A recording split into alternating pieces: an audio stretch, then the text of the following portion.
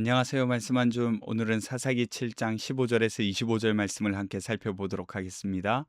제가 먼저 본문을 읽을게요.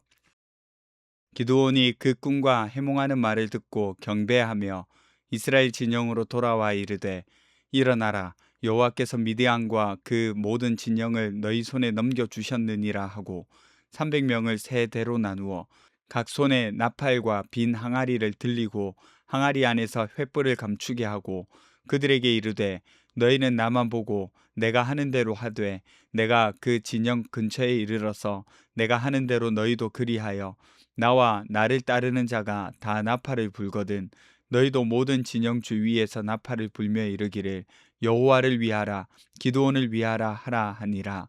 기드온과 그와 함께한 100명이 이경초에 진영 근처에 이른즉 바로 파수꾼들을 교대한 때라. 그들이 나팔을 불며 손에 가졌던 항아리를 부수니라.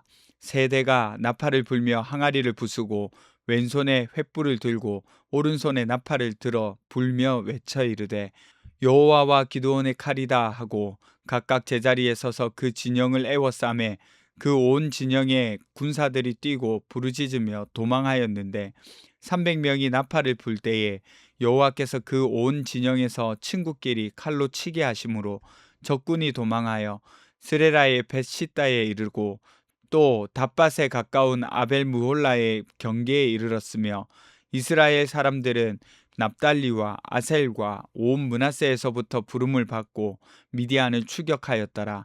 기드온이 사자들을 보내어 에브라임 온 산지로 두루 다니게 하여 이르기를 내려와서 미디안을 치고 그들을 앞질러 벳바라와 요단강에 이르는 수로를 점령하라 하매 이에 에브라임 사람들이 다 모여 벳바라와 요단강에 이르는 수로를 점령하고 또 미디안의 두 방백 오렙과 스앱을 사로잡아 오렙은 오렙 바위에서 죽이고 스앱은 스앱 포도주 틀에서 죽이고 미디안을 추격하였고 오렙과 스앱의 머리를 요단강 건너편에서 기드온에게 가져왔더라.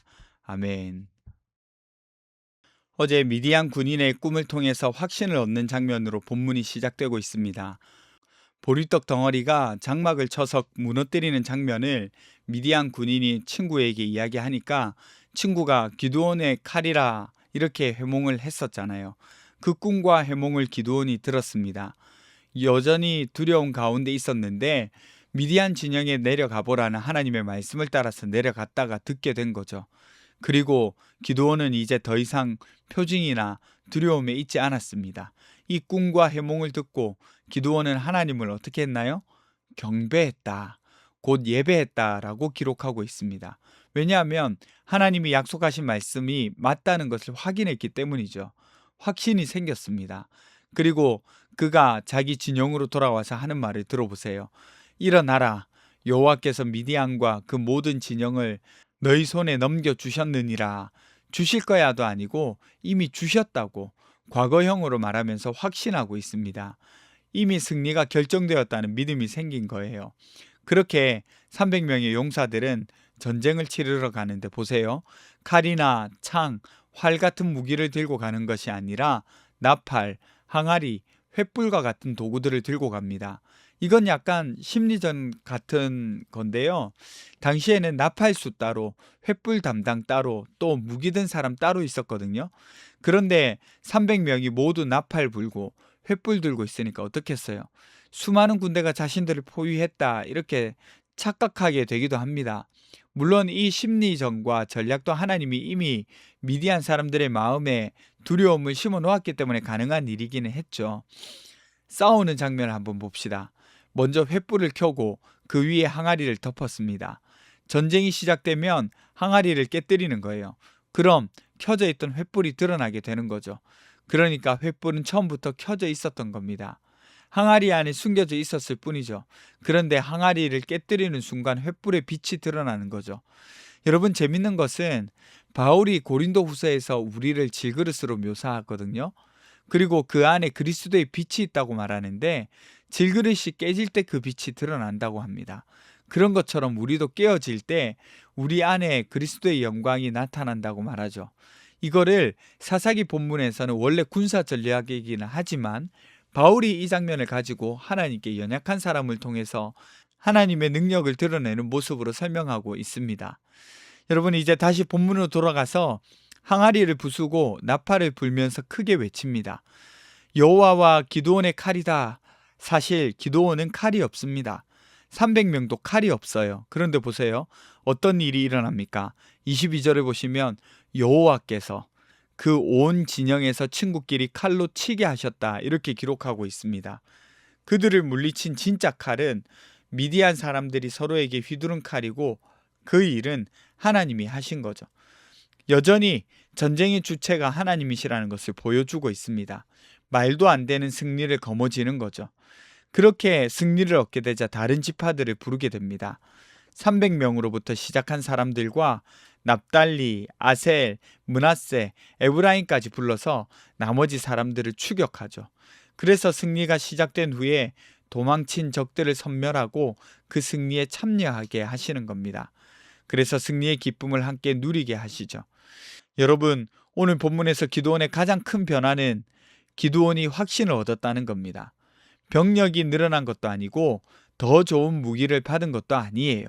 상황이 좋아진 것 더더욱 아니죠. 그런데 바뀐 것 단 하나. 하나님이 함께 하신다는 확신, 승리를 주실 것이라는 확신이 생긴 거예요. 하나님의 약속을 믿게 되었다는 겁니다. 여러분, 우리도 마찬가지예요. 우리는 때로 어떤 일에 대한 순종을 하지 못할 때 그 못하는 이유가 능력이 없기보다 하나님이 정말 함께 하시는가에 대한 확신이 흔들리기 때문에 그럴 때가 있습니다. 그래서 순종을 미루고 있는 경우들이 있어요. 또 두려움 때문에 망설이고 있기도 하고요. 그러나 오늘 기드온이 그랬던 것처럼 자신의 조건이 아니라 하나님의 약속을 붙들 때 순종할 수 있는 겁니다. 하나님의 약속을 믿고 자신을 맡기는 사람을 사용하시는 거예요. 연약한 가운데 하나님의 능력이 드러나는 거죠. 바울은 우리를 질그릇이라고 했잖아요. 질그릇은 튼튼해서 귀한 것이 아니라 그 안에 보배를 담고 있기 때문에 귀하다고 그랬습니다. 질그릇이 깨질 때에 그 안에 빛이 드러나듯이 하나님은 우리의 연약함을 통하여서 그리스도의 영광을 나타내시는 거죠. 그래서 하나님께 필요한 것은 완벽한 사람이 아니라 하나님의 약속을 신뢰하면서 자신을 내어드리는 사람인 거죠. 믿음은 내 연약함이 사라지는 것이 아니라 연약함보다 하나님의 약속이 더 크다는 것을 믿는 것입니다. 기도합시다. 첫 번째는 나의 연약함을 통하여서 하나님의 능력이 나타나게 해주세요. 두 번째는 하나님의 약속을 신뢰하고 확신할 수 있는 믿음을 주십시오. 우리 함께 잠시 기도하며 나가도록 하겠습니다.